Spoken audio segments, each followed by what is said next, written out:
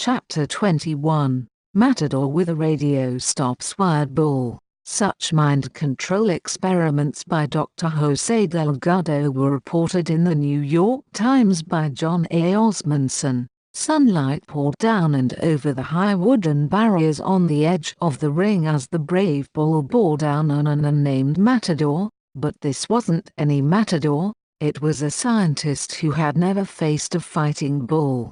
The animal's horns never reached the scientist behind the cape because moments before Dr. Jose Delgado pressed a button on a small radio transmitter in his hand, the bull braked to a halt. He then pressed another button on the transmitter and the bull turned to the right and trotted away.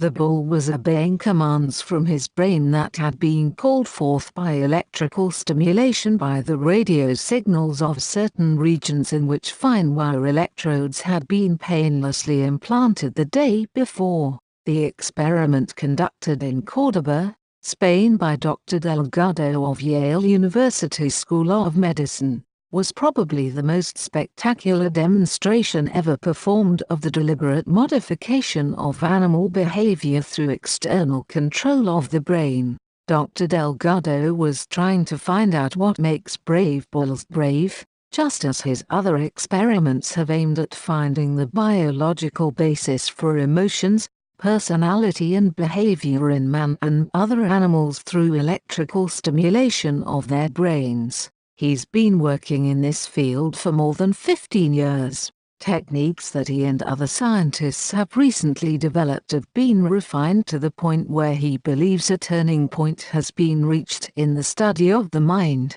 In a recent lecture he said that I do believe that an understanding of the biological bases of social and antisocial behavior and of mental activities, which for the first time in history can now be explored in a conscious brain, may be of decisive importance in the search for intelligent solutions to some of our present anxieties, frustrations and conflicts. Dr. Delgado's experiments have shown that functions traditionally related to the psyche, such as friendliness, pleasure or verbal expression, can be induced, modified and inhibited by direct electrical stimulation of the brain. As an example, he has been able to play monkeys and cats like little electronic toys that yawn, hide, fight, play, mate and go to sleep on command.